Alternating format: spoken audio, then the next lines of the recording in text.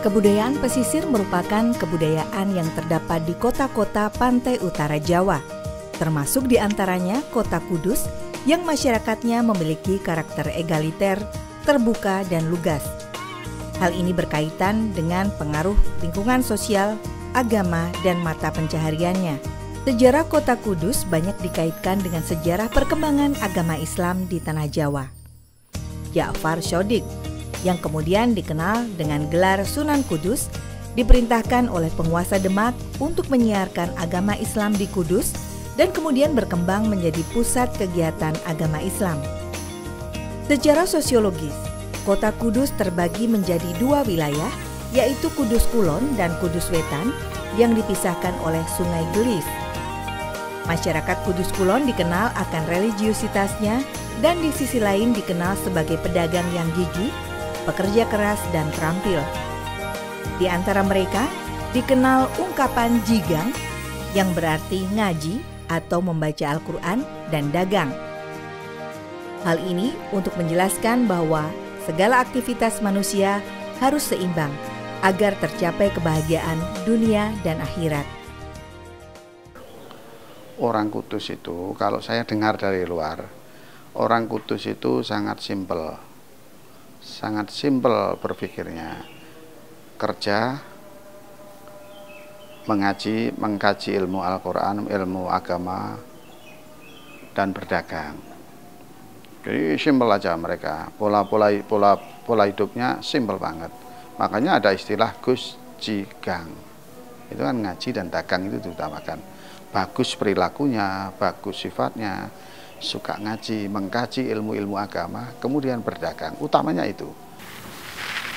Kalau rumah adat itu sendiri kita maknai, apa ya makna rumah adat kan begitu. Rumah adat bisa kita maknai sebagai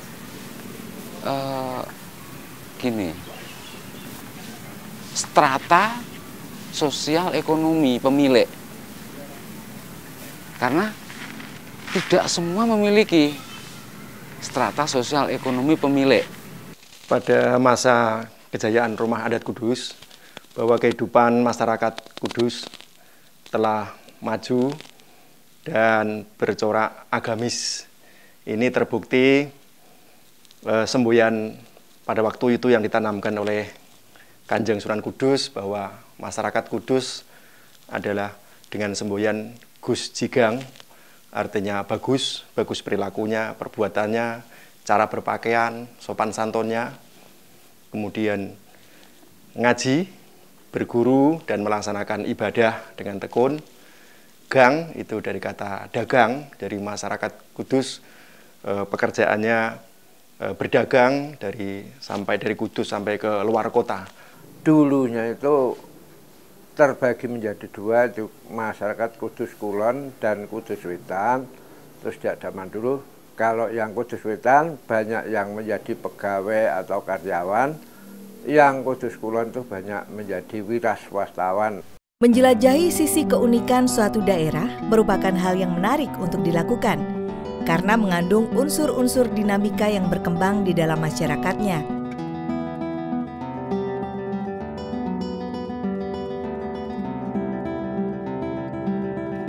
Rumah atau dalam bahasa Jawa omah tidak sekedar sebagai tempat omah-omah atau berumah tangga dan berlindung dari panas dan dingin.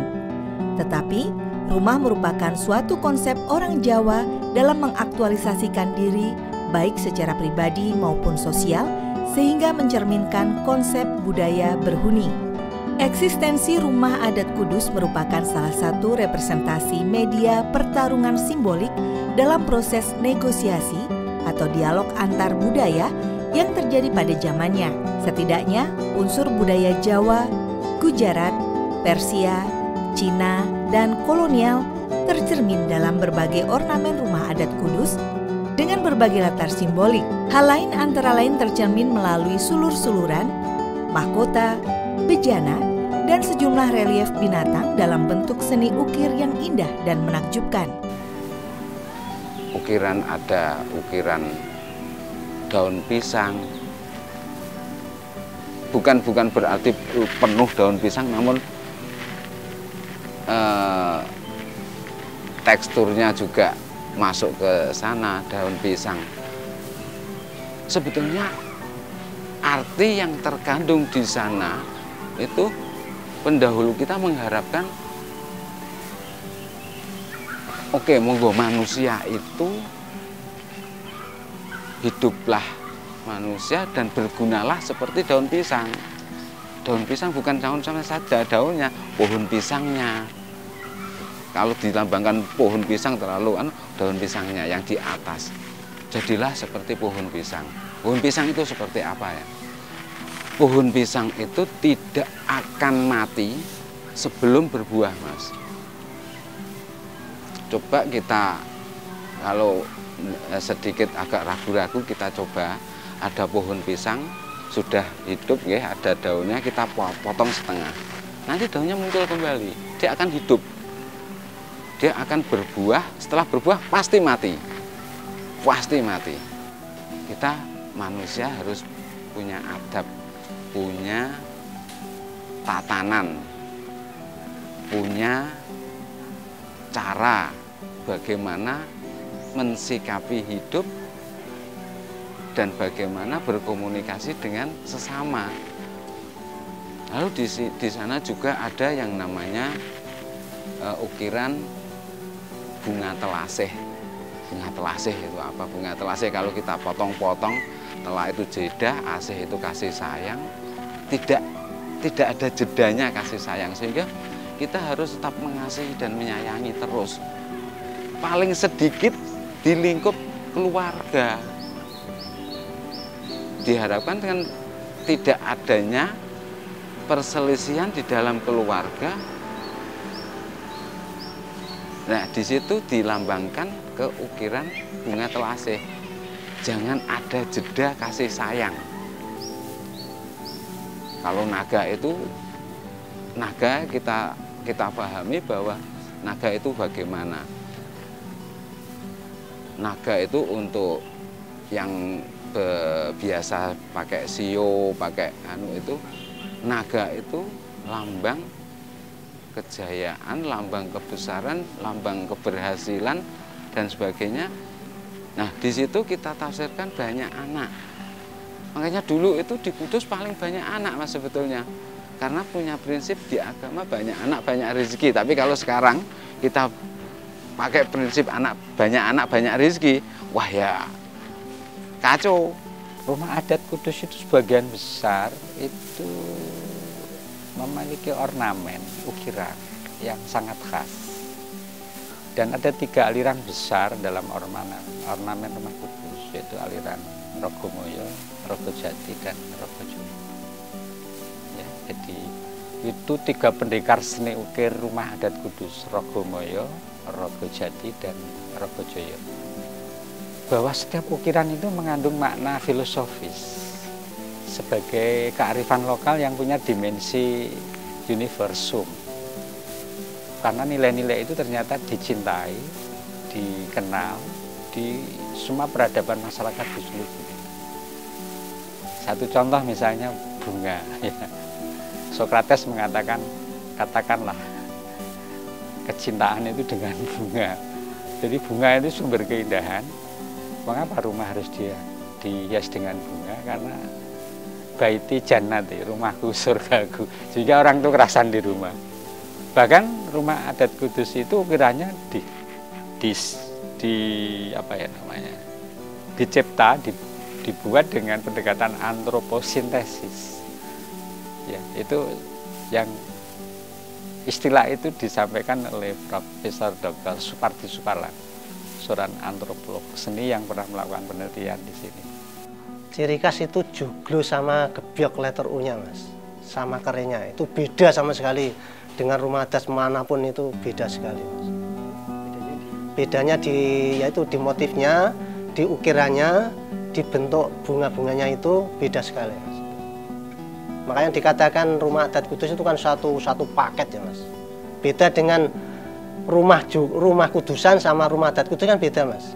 Kalau rumah kudusan itu cuma joglo tengah, dindingnya dinding papan tok Mas, tidak pakai letter U, tidak kayak di museum tadi loh. Pakai U, pakai kerai di depan itu tidak pakai. Jadi cuma rumah sama joglo sama nani dindingnya. Tidak ada trap-trapnya gitu. Kalau di Kudus kan rumah adat gitu kayak gitu Mas, bedanya kan. Keberadaan rumah adat Kudus tak lepas dari sejarah seni ukir sejak masuknya seorang imigran dari Cina yang bernama Te Lingsing yang tiba di Jawa sekitar abad ke-15. Beliau menekuni keahliannya sebagai ahli seni ukir dan karena corak seni ukirnya yang khas dan memiliki karakter, maka aliran seni ukirnya populer dengan sebutan ukir Sungging yang terkenal halus dan indah. Itu tidak bisa lepas dari perjalanan Laksamana Cheng Ho yang dalam historis Jawa disebut Sampoko. Ada yang mengenal dengan nama Dampuawang ya, Cheng Ho. Cheng Ho itu beberapa kali masuk ke Jawa, menghibah untuk menjalin hubungan kebudayaan, ekonomi, dan politik dengan raja-raja Jawa. Pasca runtuhnya Majapahit, Cheng Ho masuk juga. Dan dulu Muria ini pantai, Gunung Muria itu pantai. Cheng Ho mendarat di Kali Gelis ini. Jadi di sini dulu bagian dari Kali Gelis. Dan itu alirannya sampai ke Laut Jawa. Nah, dia dalam wibahnya yang terakhir ke Kudus membawa seorang seniman ukir namanya Tio Liangsing yang kemudian menetap di desa Sunggingan. Ada yang mengatakan itu dari kata Sunggingan, ukir, tempat kerajinan ukir. Ada yang mengatakan dari rumahnya Sun Gin An, nama dari kerabat Tio Liangsing. Nah, di dalam pergaulannya dengan santri-santrinya Sunan Kudus, itu terjadilah pertukaran pengetahuan. Pengikut Tio Liangsing belajar agama dalam konteks pengetahuan. Ya, dalam konteks pengetahuan. Bukan ingin menjadi pengikut, bukan. Sementara santri-santrinya Sunan Kudus belajar seni sungging, mengukir. Rumah adat ini rata-rata adalah warisan dari ayah atau ibu atau kakek atau bahkan sebelum kakek ya, mungkin dari cangga sampai buyut dan lain sebagainya. Karena sekarang tidak membuat lagi rumah adat yang semegah ini, sehingga bisa juga dihuni oleh anggota keluarga yang jumlahnya relatif besar daripada rumah penduduk yang lain yang bukan termasuk rumah adat Kudus. Berbagai perbedaan tata ruang dan juga tampilan ornamen dalam setiap rumah adat memiliki kekayaan warisan budaya kuno yang patut untuk diserap nilai-nilai kearifannya. Demikian halnya yang terjadi pada rumah adat Kudus yang semakin hari semakin langka, juga memiliki keunikan yang khas pada zamannya, sehingga nilai-nilai yang terserap dan terkandung di dalamnya layak untuk diaktualisasikan dalam konteks kekinian.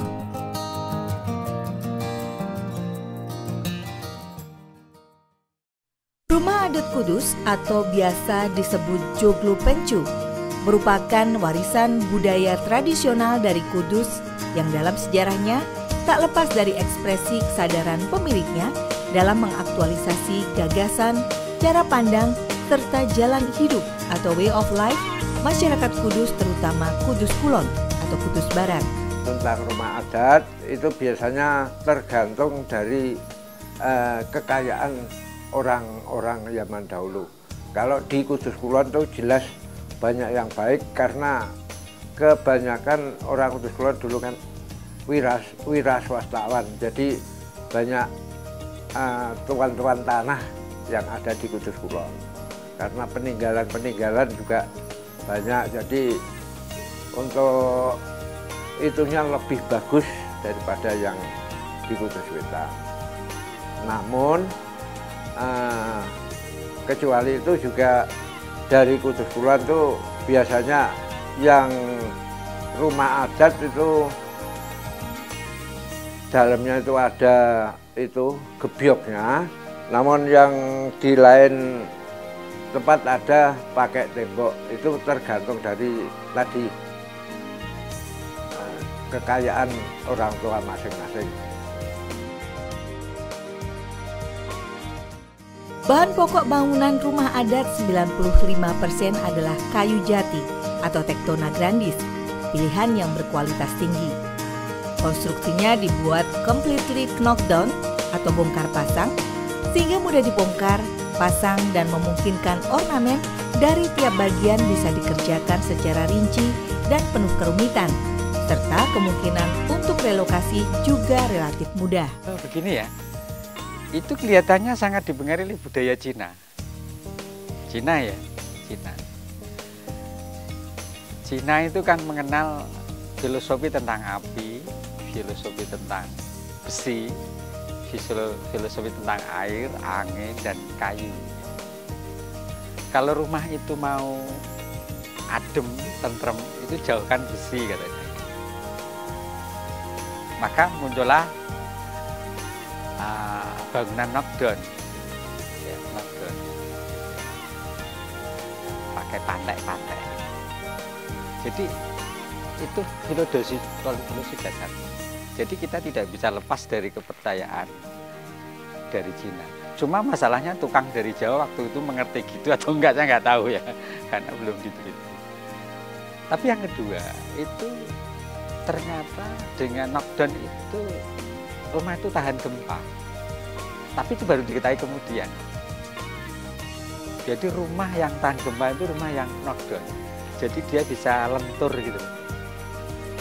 Karena ada rongga-rongga yang ketika itu goyang itu dia bisa membuat keseimbangan. Jepang knockdown.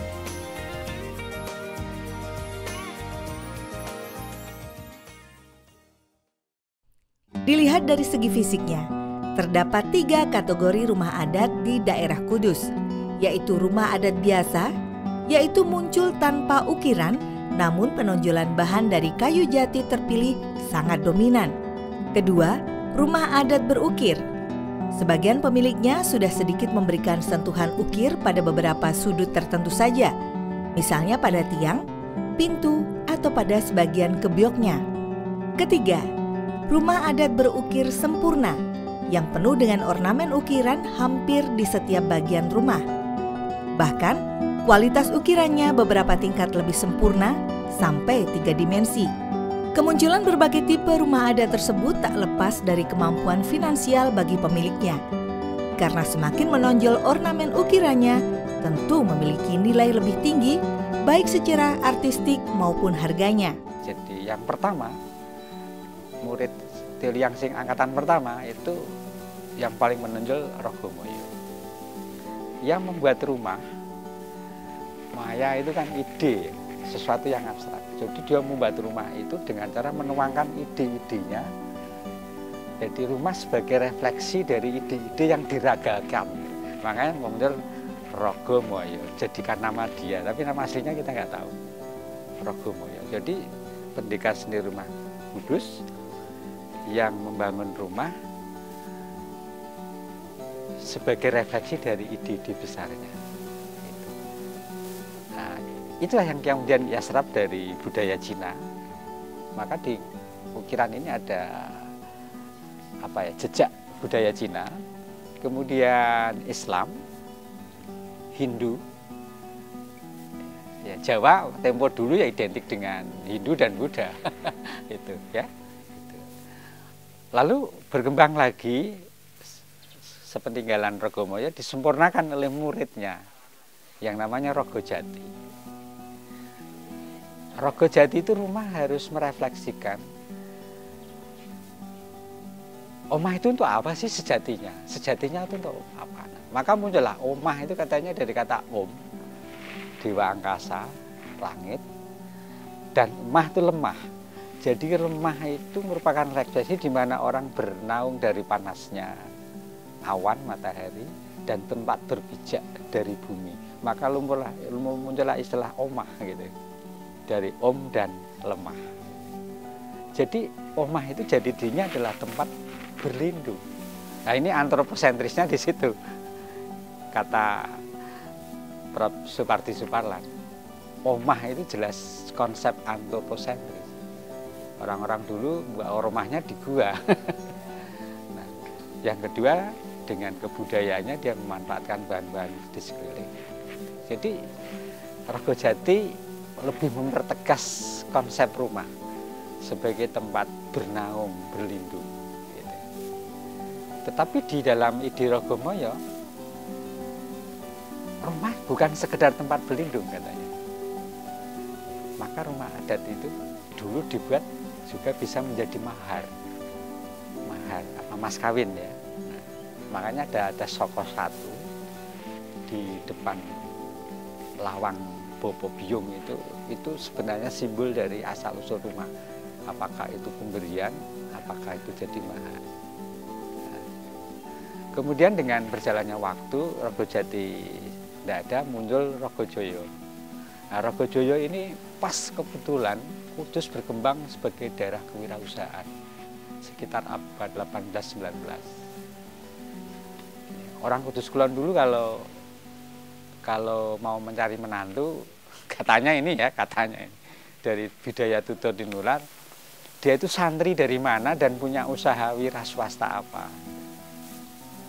Nah, karena dia nggak mau pro dengan Belanda, maka harus mandiri secara ekonomi. Kebetulan sigaret kretek itu menjadi usaha yang dikembangkan sama tenun waktu itu. Berkembanglah ekonomi. Nah, konsep Rogojoyo, rumah itu merupakan simbol dari keberhasilan ekonomi, kejayaan ekonomi. Makanya rumah-rumah yang motifnya Rogojoyo itu ukurannya rumit, indah, besar gitu, menyimbolkan keberhasilan tingkat ekonomi dengan kayu-kayu yang pilihan.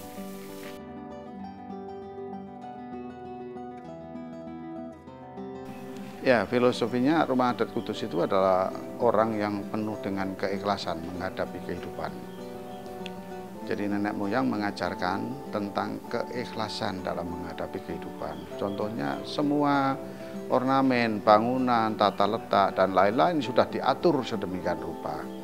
Tatanan-tatanan itu sudah diwariskan kepada penerus-penerusnya sedemikian rupa. Artinya saya kasih contoh aja, trap-trapan lantai mulai dari depan itu sampai masuk ke gedongan itu ada 5. Artinya menggambarkan bahwa orang Kudus itu paham dengan rukun Islam. Kemudian di sebelah ini ada Soko Geder, Soko Tunggal, itu juga mengagungkan tentang keesaan ilahi. Kemudian ini ada di atas saya ini ada mahkota, dioraman mahkota ini mengharapkan bahwa orang yang menempati rumah adat Kudus ini memiliki kesempurnaan hidup, dapat mengangkat derajat hidupnya, ketentraman hidupnya, kan gitu. Kemudian kalau kita masuk ke gedongan ada tumpang sari, di situ juga salah satu tumpang sari yang kedua itu ada ornamen motif yang lowo gumantung. Jadi kelelawar yang menggantung itu memberikan ajaran pada muridnya bahwa manusia itu tetap bergantung pada ilahi. Gumantung karo sing gawe urip. Jadi manusia tidak mungkin bisa lepas dari kekuasaan Tuhannya gitu. Jadi ajaran-ajaran itu memang sudah diterapkan. Kenapa menghadap ke selatan? Ke selatan karena orang Kudus itu rajanya itu di selatan. Demak, Pajang, Mataram itu kan berada di selatan. Artinya sudah diajarkan oleh Sunan Kudus dan para penerusnya bahwa sebagai masyarakat, sebagai kawula itu wajib hukumnya untuk mengabdi dan patuh kepada atasannya. Joglo merupakan kerangka bangunan utama dari rumah adat Kudus, terdiri dari soko guru berupa 4 tiang utama dengan pengeret yang biasanya terdiri dari tumpang songo, tumpang pitu, atau tumpang 3 di atasnya. Gebyok merupakan pembatas atau penyekat antara ruang tamu, jogo satru dengan ruang keluarga. Gapura merupakan bagian dari gebyok yang berupa pintu masuk. Pada gapura tersebut terdapat daun pintu dengan kayu jati dengan hiasan penarik atau gagang pintu yang terbuat dari kuningan, berfungsi sebagai bel ketika pintu rumah dalam keadaan tertutup dengan memukulkan lingkaran kuning tersebut ke penggantungnya. Bagian atas rumah adat Kudus merupakan paling menonjol di antara bagian-bagian yang lain. Bahkan pada bagian atas inilah yang memberikan karakter khas bentuk rumah adat Kudus yang disebut dengan joglo pencu yang tampak berpenampilan tegas, perkasa, dan anggun. Pakiwan dalam konteks rumah adat Kudus ini posisinya selalu di luar depan rumah sebelah kiri sejajar dengan pawon atau dapur. Dalam hal ini, pakiwan adalah sumur, kamar mandi, toilet, dan padasan. Di depan joglo pencu dan sekitarnya, biasa ditanami pepohonan yang semuanya memiliki maksud tertentu, karena masing-masing tanaman tersebut merupakan perlambang bagi manusia agar selalu ingat pada orientasi dan visi hidupnya. Nah, kalau saya rumah adat yang ada di Kudus, itu ciri khasnya pasti pencung. Di atas ada gendengnya, gendeng yang ada sinar celale gajah yang menghadap ke bawah. Kalau saya, walaupun di dunia ini itu kaya dan sakti dan sebagainya, dia sombong dan sebagainya, tapi kalau sudah di atas di hadapan Tuhan harus kecil, tidak ada artinya sama sekali. Kalau saya mengartikan bentuk rumah adat itu begitu. Kalau saya ini, masalahnya apa? Dia mesti dari bawah itu besar merucut ke atas sampai menjulang tinggi. Di atas itu tidak ada semacam gendeng yang bentuk celale gajah untuk tunduk. Dia akan tunduk pada Tuhan dan tidak ada arti nilai dia kesombongannya akan hilang, tidak ada apa-apanya lah di hadapan Tuhan. Tapi kalau di dunia maya gini, dia akan sombong dan sebagainya. Itu boleh-boleh saja, tapi harus ingat di hadapan Tuhan itu tidak ada apa-apanya lah. Kecil dan tidak berarti kesombongannya di dunia itu di hadapan Tuhan bisa menandingi. Hanya itu. Perawatan terhadap rumah kuno semacam rumah adat Kudus tidaklah mudah. Karenanya, para pemilik dan penghuninya juga melakukan berbagai uji coba hingga akhirnya menemukan formula perawatan yang khas berbasis pengetahuan lokal atau local knowledge dan juga tak lepas dari bahan baku yang mudah didapat karena memang barang-barang tersebut juga bisa ditemukan di daerah setempat. Rentetan peristiwa dalam kesejarahan masyarakat Kudus Kulon membawa perkembangan perubahan dalam kebudayaan masyarakat Kudus. Akulturasi dari berbagai kebudayaan mewarnai kebudayaan Kudus sampai saat ini. Perkembangan dari masa ke masa tersebut tercermin pada perkembangan artefaknya, yakni rumah tradisional Kudus. Suatu kebudayaan yang bentuknya tercermin dalam arsitektur akan selalu berubah atau berkembang. Selama nilai-nilai yang dipatuhi masih dianggap berguna, serta cocok dalam menghadapi tantangan kehidupan, maka nilai-nilai tersebut masih akan lestari atau lentur berubah dengan tetap mempertahankan karakteristik intinya.